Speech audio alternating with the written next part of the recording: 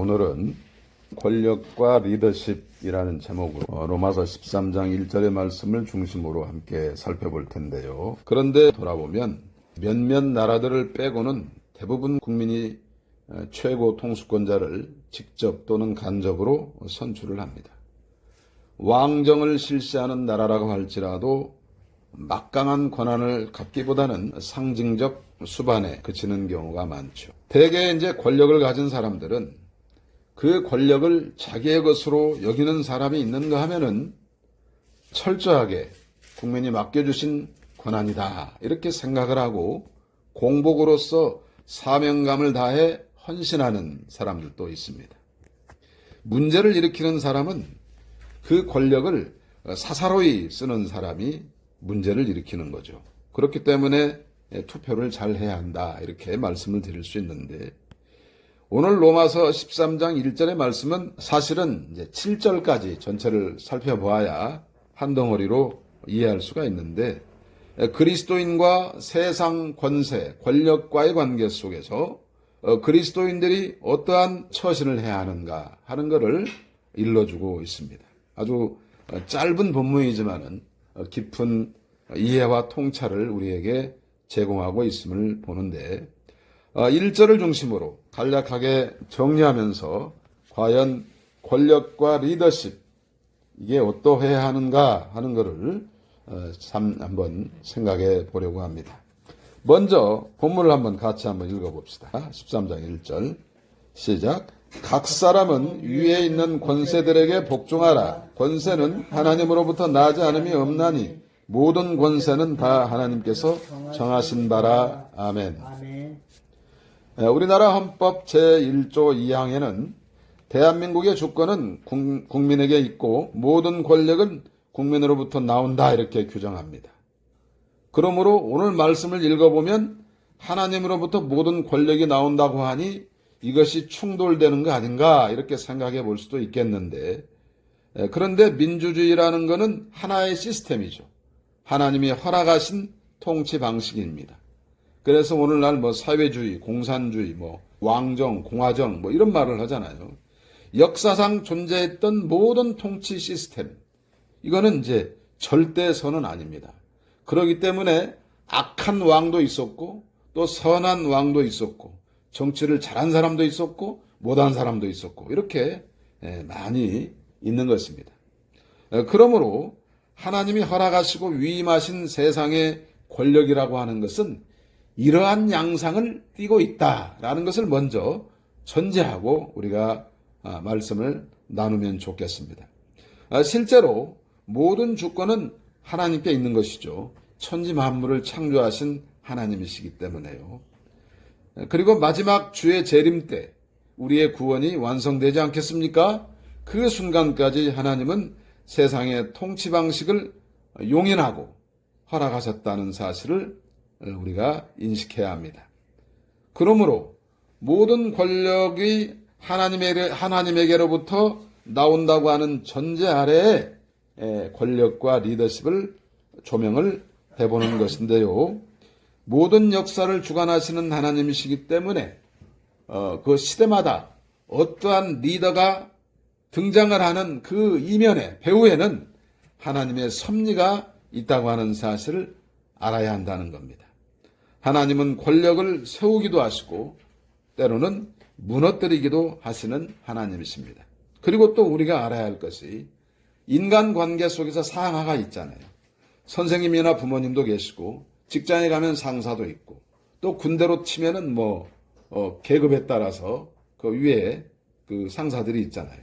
그런데 이런 그것도 다 일종의 권력, 리더십 이렇게 이해할 수가 있는 겁니다. 그러니까는 어떤 얘기냐면은 누구나 다 일정 규모의 권력과 리더십을 다 갖고 있다 그런 말이에요.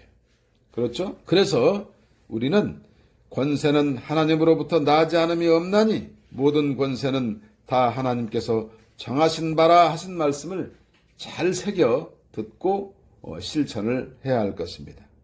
그래서 오늘 말씀 중에서 1절을 중심으로 한다고 했으니까 다른 말씀들도 보면은 먼저 국가의 사명이 무엇일까를 한번 생각을 해봐요. 국가의 사명이란 한마디로 말하면 권선징악입니다.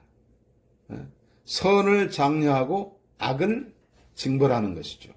그래야 공동체가 유지가 되는 것이니까요. 그래서 4절의 말씀 가운데에 그는 하나님의 사자가 되어 네게 선을 베푸는 자니라. 하나님의 사역자가 되어 악을 행하는 자에게 진노하심을 따라 보응하는 자니라. 이렇게 말씀을 합니다. 그리고 6절에 보니까 그들이 하나님의 일꾼이 되어 바로 이 일에 항상 힘쓰느니라. 이렇게 말씀을 함으로써 국가의 권력이라고 하는 것이 하나님을 대신하여 상도 주고 벌도 내리고 한다. 이거를 알 수가 있어요.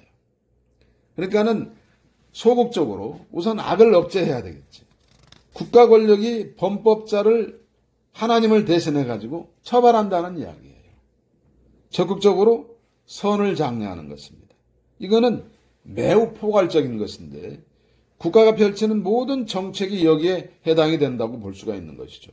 그래서 국민들이 죄를 짓지 않고 나쁜 짓을 하지 않고 착하게 살아가도록 사회의 시스템을 만들어줘야 된다. 거기에 최선의 노력을 기울이는 것이 국가 권력의 할 일이다. 이렇게 말씀을 하는 것입니다. 그러니까 악을 억제하고 선을 장려하는 것. 이것이 중요한 것이죠. 3절과 4절에서 선을 행하라. 그리하면 그에게 칭찬을 받으리라. 그는 하나님의 사역자가 되어 네게 선을 베푸느니라. 네가 악을 행하거든 두려워하라. 그가 공연히 칼을 가지지 아니하였으니 곧 하나님의 사역자가 되어 악을 행하는 자에게 진노하심을 따라 보응하는 자니라. 아멘. 그러니까는 우리는 이와 같은 그런 국가 권력의 속성을 이해해야 돼. 하나님이 이렇게 맡겨주신 것을 이해해야 돼. 그렇기 때문에 여기에 어떻게 해야 된다는 거예요. 순응해야 된다고, 복종해야 된다고 말하고 있는 거예요. 그 본문이 1절과 5절에 나와 있어요. 1절에 보니까 각 사람은 위에 있는 권세들에게 복종하라 이렇게 말씀을 해요. 그리고 5절에 그러므로 복종하지 아니할 수 없으니 진노 때문에 할 것이 아니라 양심을 따라 할 것이라 이렇게 말씀합니다. 그러니까는 이제 국가에 복종을 하기는 하는데 양심에 따라 하라고 말하고 있으니 뭔가 조건이 붙어 있는 거예요. 그 조건이 무엇이냐? 하나님이 세우신 질서를 따라서 순종하라, 복종하라. 이게 조건적 복종인 것입니다. 아랫사람이 윗사람에게 복종을 하지 윗사람이 아랫사람에게 복종한다는 말을 쓰는 건 아니잖아요. 상하관계에서 적용이 되는 게 복종이라고 말할 수 있는데 우리가 직접이든지 간접이든지 어떤 방식으로든지 누군가를 뽑잖아요. 선출하잖아요. 그러면 그 대통령에 의해서 임명받는 사람도 권력자 아닙니까? 근데 이 사람들 모두가 다 통틀어서 하나님이 그 권력을 부여하셨다 그런 말이에요. 그러므로 나이가 많고 적고의 문제가 아니라 질서에 따라서 복종을 하라는 것입니다. 그러니까 이제 이런 그 이야기를 하다 보면은 이제 우리는 이제 이런 것도 생각해 볼 수 있잖아요. 부모님, 선생님, 목회자 이런 분들도 다 하나님이 권위를 부여하셨기 때문에 우리도 이 원리가 마땅히 여기에도 적용이 된다 하는 것을 알 수가 있습니다. 그런데 말이죠. 이제 문제가 생길 수가 있어요. 하나님의 법에 어긋나는 법을 따를 수는 없는 거 아니겠어요. 그래서 조건적 복종이라고 말하는 것입니다. 하나님의 법에 근거해서 복종을 하라는 것인데 다른 모든 권세도 마찬가지인 거예요. 우리가 이제 쉽게 예를 한번 들어볼게요. 아버지가 살림살이가 너무 어려워. 그래서 자식 새끼들한테 야, 너 저기 가가지고 도둑질 좀 해와. 그러면 그거 해야 돼, 안 해야 돼? 안 해야 된다는 거잖아요. 이와 같은 원리야. 그 다음에 두 번째로는 이제 납세 의무입니다. 6절과 7절에 보니까 너희가 조세를 바치는 것도 이로 말미암음이라. 모든 자에게 줄 것을 주되 조세를 받을 자에게 조세를 바치고 관세를 받을 자에게 관세를 바치라. 아멘. 세금을 거둬야 살림살이 할 거 아니에요. 그러니까는 세금을 어떻게 하라는 거예요? 성실하게 납부하라는 거예요. 따라서 세금을 회피하거나 탈세할 목적으로 불법을 저지른다면은 이거는 국가 구성원의 모습이 아니라는 겁니다. 그러니까는 성도들이라 한다면 이거를 더욱더 잘 지켜야 한다 그런 말이에요. 지금 로마서 13장 1절부터 7절의 말씀은 성도와 이 국가 권력과의 관계를 지금 말하고 있는 것이기 때문에 그래서 국가의 권력이라고 하는 것은 시민들의 삶을 윤택하게 해줘야 할 책임이 있는 거예요. 민생을 보살펴. 요즘 유행하는 말로 민생을 보살피라는 거예요. 안전을 책임져 줘야 돼. 국방을 튼튼히 해야 돼. 선을 장려해야 돼. 악을 벌여야 돼요. 시민들은 국가를 향해서 의무를 다해야 돼요. 권위에 복종하고 국가가 발전하도록 권력자들이 위임받은 그 권력을 또한 한편으로는 잘 감시해야 돼. 딴짓 못하게. 그래서 이 시점에서 저는 예수님의 리더십을 한번 돌아보고자 합니다. 한마디로 말하면 예수님의 리더십은 섬김이라 할 수 있습니다. 마가복음 10장 45절에서 인자가 온 것은 섬김을 받으려 함이 아니라 도리어 섬기려고 하고 자기 목숨을 많은 사람의 대속물로 주려 함이니라 이렇게 말씀하고 있어요. 하나님이 아들이시지만은 인간의 몸으로 오셔가지고 목숨을 바쳐서 죄인들을 구하셨어요. 이보다 더한 섬김이 어디가 있겠습니까? 또 메시아이시고 또 스승이시고 그런데 지금 요한복음 13장 14절에서 15절 보면 제자들에게 발을 씻기신 모범을 말씀하고 있어요. 내가 주와 또는 선생이 되어 너희 발을 씻었으니 너희도 서로 발을 씻어주는 것이 옳으니라. 내가 너희에게 행한 것 같이 너희도 행하게 하려 하여 본을 보였노라. 이렇게 말씀을 합니다. 겸손히 행하는 주님이시다. 또 마태복음 11장 29절에서 나는 마음이 온유하고 겸손하니 나의 멍에를 메고 내게 배우라. 그리하면 너희 마음이 쉼을 얻으리니. 율법의 굴레 속에 속박되어 있던 그 당시의 유대인들 아닙니까? 그리스도의 복음은 자유롭다는 거 아니에요. 평화를 주신다는 거 아니에요. 해방시켜 주신다는 거 아니에요. 그러니까 주님께 오라는 거 아니에요. 근데 어떻게 주님이 겸손하게 베풀어 주신다고 말씀하고 있는 거예요.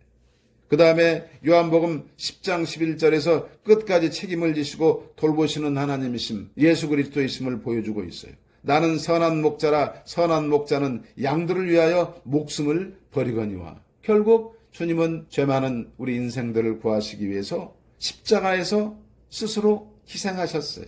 그러므로 빌립보서 2장 8절에서 사람의 모양으로 나타나사 자기를 낮추시고 죽기까지 복종하셨으니 곧 십자가에 죽으심이라. 이렇게 말씀을 함으로써 주님의 희생에 대해서 아주 분명하게 증언을 하고 있습니다.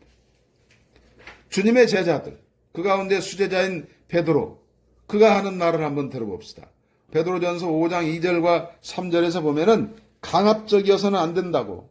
리더들은, 권세자들은, 이게 물론 이제 그 사역자들에게 하는 말이지만은 이걸 권세자들에게도 적용을 시킬 수가 있는 거예요. 강압적이어서는 안 된다. 모범을 보이라. 이렇게 말씀을 하고 있습니다.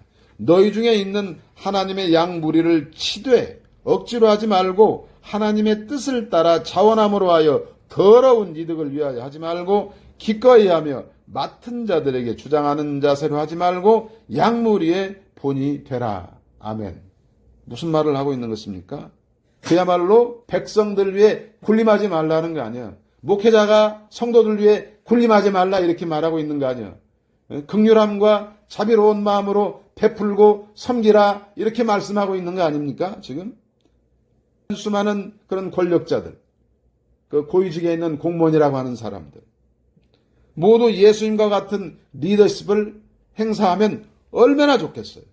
그런데 그렇지 않다는 게 문제예요. 그야말로 우리 주님은 포용할 줄 아시고 관용하시면서 사랑할 줄 아시는 그런 그야말로 참된 리더이셨어요. 메시아로서 죄인을 구원하러 오신 하나님의 아들이기 전에 그 당시 유대 사회의 다른 리더들에 비하면은 그들과 비교해 보면은 사랑과 긍휼로 섬기던 리더였다 그런 말씀입니다. 바리새인과 서기관으로 대표되는 당시의 유대 지도자들, 형식과 외형만 중시하는 종교의식에 치우쳐 있던 사람들 아닙니까? 그들은 구약에 예언된 메시아 예수님이 오셨어요. 인간의 몸으로. 몰라봅니다. 그러고서는 신성모독으로 그야말로 반정부 역도로 몰아가지고 십자가에 처형을 해버렸잖아요. 예수님의 가르침과 예수님이 행하신 이적과 기사로 말미암아 예수님의 인기가 하늘을 찌를 듯이 높아지니까 자기들의 기득권이 무너질 것 같아서 자기들이 갖고 있는 그 수많은 성경 지식에도 불구하고 예수님을 몰라보고 죽여버린 겁니다. 영적인 무지라 이 말이에요. 오늘날 시대상과 비슷하지 않습니까? 교회가 손가락질을 받고 정치가 실종이 된 듯한 이런 사회상 말입니다. 그래서 우리는 주님의 섬기는 리더십을 생각을 해보자는 거예요. 그야말로 나라와 민족을 위하여 국민들을 위해 희생하고 봉사하며 섬길 줄 아는 그런 사람들이 국가 권력을 위임받기를 바랍니다. 그런 사람들이 목회자가 되기를 바랍니다. 그런 사람들이 사역할 수 있는 세상이 되기를 바랍니다. 우리는 이런 사람들을 뽑아야 되는 거예요. 그러다 보니까 제가 쌈장이 생각이 났어요. 감히 예수님의 리더십과 쌈장을 비교한다는 것이 말이 되느냐 이렇게 생각할 수도 있겠는데 쌈장이 너무 맛있는 거야. 너무 맛있는 거야. 이거 뭐 고기를 삼겹살을 찍어 먹어도 맛있고 또 횟집에 가서 생선회를 찍어 먹어봐도 맛있고 또 족발집에 가서 족발을 먹어도 맛있고 또 쌈장으로 나물을 무쳐도 맛있고 이걸로 비빔밥을 해 먹어도 맛있고 이걸 이렇게 착착착착 생선에 발라가지고 생선 구이를 해 먹어도 맛있어. 요새는 쌈장 샐러드도 나왔어요. 안 어울리는 데가 없어. 우리 주님이 그러셨다 이 말. 죄인들과 어울리셨어요. 그죠? 환자들과 병자들과 어울리셨어요. 그렇죠? 이 쌈장이라고 하는 것이 얼마나 맛있는가. 이게 삼국시대까지 거슬러 올라간다 그래요. 고추장과 된장을 섞어. 근데 된장이 둘이고 고추장이 1이요. 거기다가 마늘, 생강, 참기름, 깨소금, 각종 다진 채소, 거기다 뭐 설탕도 넣는 사람이 좀 있고 뭐 물 좀 넣어가지고 휘휘 저어서 이렇게 섞거나 그러면 그냥 기가 막혀요. 이걸 외국 사람들이 맛을 보고는 아주 찬사를 보냈다는 거 아니겠어요? 밥상에서 별로 눈에 띄지 않아요. 그런데 없으면 허전해. 있으면 맛이 확실히 살아나. 이 쌈장의 특징을 한번 정리해봤어요. 너무너무나 잘 어울려요. 권세자들이 이렇게 잘 어울리는 사람이 돼야 되지 않겠어요? 분열과 갈등을 봉합하고 화합하고 통합하는 그런 리더가 필요하다 이 말이에요. 쌈장은 또 어떻게 해야 돼? 상에 있는 듯 없는 듯 잘 보이지도 않아. 그런데 겸손하게 자기 자리 지키고 있어. 자랑하지 않아요. 잘 어울려. 고기나 생선 같은 메인 요리가 아니지만은 맛을 살려줍니다. 헌신하며 수고하지만 공을 다른 사람에게 돌려요. 나를 따르라 이게 아니라 늘 함께 합시다라고 국민들에게 요청을 합니다. 이런 지도자가 필요한 거 아니겠습니까? 그 다음에 상황에 맞게 바꾸어. 쌈장은 거기다 먹는 사람이 넣고 싶은 대로 넣어 먹을 수 있는 거예요. 거기다 고기도 넣을 수 있어요. 채소도 여러 가지 이것저것 다 먹고 싶은 대로 넣어서 비벼 먹을 수 있는 거예요. 거기다 밥을 쓱쓱쓱쓱 비벼 먹어봐. 얼마나 맛있는가. 이 말은 무슨 말이에요? 나라와 국민이 처한 상황이 어떤 상황인지, 무엇을 어떻게 집어넣어야, 무엇을 어떻게 처방을 해야, 어떻게 진단을 내리고 어떻게 해야 더 좋은 맛을 낼 수 있는가. 정책과 제도를 만들어 실천한다 그 말이에요. 제가 너무 비약하는 것입니까? 그 다음에 네 번째로 기본에 충실해. 된장, 고추장, 마늘 이 세 가지만 넣어가지고 비벼도, 아니 마늘 없으면 된장하고 고추장만 섞어도 맛있어. 기본 재료가 확실해. 즉 이 말은 무슨 말이냐? 정직이라든가 신용이라든가 청렴이라든가 성실성이라든가 이러한 갖가지 리더로서 갖춰야 될 기본 덕목이 변하지 않는다 그 말이에요.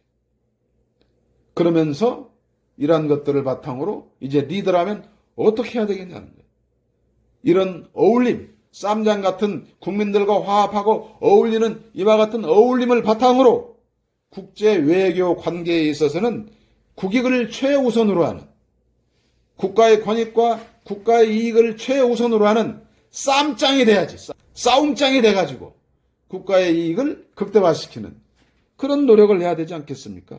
그래서 하나님을 경외하고 국민을 두려워할 줄 아는 사람이 등장을 해야 되겠다는 거예요. 모든 권력이 하나님에게서 온다는 사실을 공감하고 실천하는 사람이어야 한다는 말이에요. 하나님의 공의를 바탕으로 정의를 실현하는 사람입니다. 다 함께 더불어 살면서 그리고 공평한 기회가 제공이 되도록 그와 같은 사회를 구현하고자 하는 그런 소신을 가지고 실천해 나가는 그런 사람이 리더가 되어야 한다는 것입니다. 어쨌든 권력을 사유화해 가지고 자기 사리사욕을 챙겨서는 안 되는 거예요. 국가의 공복으로서 충실한 직무를 감당할 수 있는 쌈장 같은 사람, 잘 어울리는 사람, 분열과 갈등을 봉합하는 사람, 화해와 협력으로 나아가는 사람, 그 사람이 선출직이든지 임명직이든지 이런 사람들이 많이 등장하는 사회가 되어야 하겠다. 교회라 한다면 이와 같은 목회자가 많이 등장해야 되겠다. 이렇게 말씀을 드리는 것. 우리 개개인도 이와 같은 쌈장 같은 존재로서 살아야 되지 않겠습니까? 어울림입니다. 겸손입니다. 적응성, 실천력, 그리고 초지일관 주님을 향한 변함없는 태도, 이런 것들을 가지고 우리는 살아가야 돼요. 특별히 주님의 복음을 수호하고 변증하는 일에 이런 모습을 마땅히 보여야 할 줄로 믿습니다. 오늘은 권력과 리더십에 대해서 조명을 해보았는데, 이 주님의 섬기는 리더십을 우리는 그야말로 본받아야 되겠다. 그러나 당시 바리새인과 서기관들에게 강력하게 맞섰던 것처럼 우리도 또한 그와 같은 태도로 권력과 리더십에 우리가 때로는 복종하고 때로는 감시하고 또 우리에게 주어진 권력과 리더십을 또 마땅히 그러한 방식으로 행사하는, 그래서 그야말로 우리가 쉽게 쌈장으로 표현을 했지만 이러한 리더십을 소유해서 그야말로 하나님의 영광을 드러내는 저와 여러분들이 되시기를 주의 이름으로 간절히 축복합니다. 아멘.